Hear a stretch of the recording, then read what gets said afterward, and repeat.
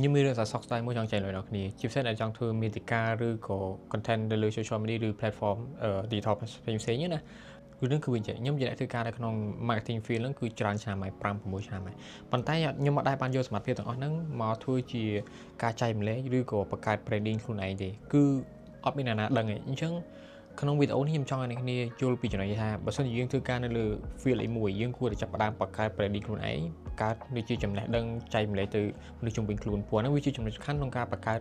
គេថាគេឈ្មោះហើយនិងសមត្ថភាពរៀនបន្ថែមព្រោះពេលដែលយើងធ្វើយើងនឹង learn បន្ថែមយើងរៀនបណ្ដាយើងធ្វើបណ្ដាយើងនឹងចេះលឿនជាងអ្វីដែលយើងអង្គុយស្ដាប់គេ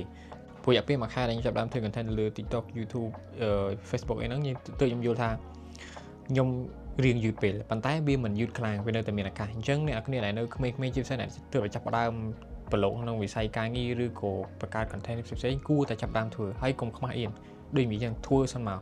ធ្វើវីដេអូសិនមកបាច់ខលពី niche ពី view ពី click ពី subscribe ទេពេលចាប់ផ្ដើមធ្វើរៀងរាល់ថ្ងៃពីមួយថ្ងៃទៅថ្ងៃយើងនឹងឃើញលទ្ធផលយើងនឹងដឹងថាយើងនឹងគួរធ្វើបន្តទៀតដែរ